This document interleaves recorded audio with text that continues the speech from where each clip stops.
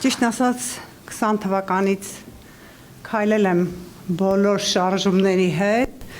ու միշտ մտածել եմ ով կվերցնի այս քայքայված պետությունը, այս ծանրությունը ով կվերցնի իր վրա, ողջունում եմ ձեր քայլը, իրոք ուժեղ քայլ։ Պարոն Կարապետյան, դուք անդրադարձաք պատերազմի հանգամանքներին, այսպիսի մի հարց, Արցախը ուրացած, տղաներին դավաճանած, այս մեղսավորները պատասխանատվության ենթարկվելու են, թե ոչ։ Եվ իմ երկրորդ հարցը փայլուն ծրագրեր եք ներկայացրել մեր հայրենիքը, մեր հայրենակիցներին, բարեկեցիկ ապագա ապահովելու համար։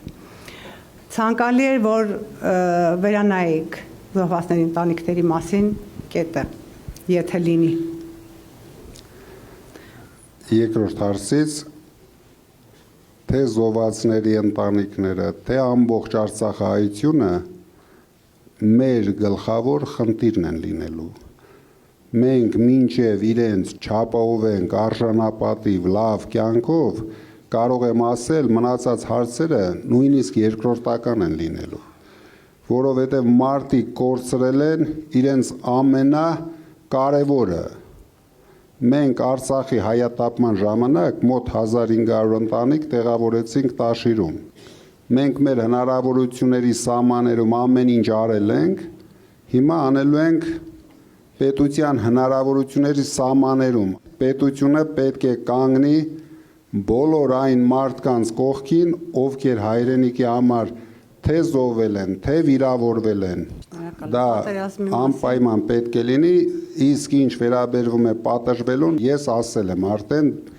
բոլոր դավաճանները պատժվելու են։ Օրենքի սահմաններում։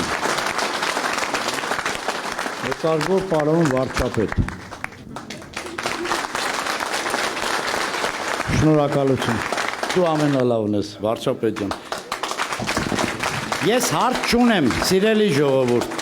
Մեր վարչապետին հարց չունեմ, բայց երկու հատ մաղթանք եմ ուզում տամ, եթե թույլ կտաք։ Ապրեք առողջ եւ երկար։ Ամենակարևորը։ Շանելին մեր վարչապետին։ Այսօր մի հատ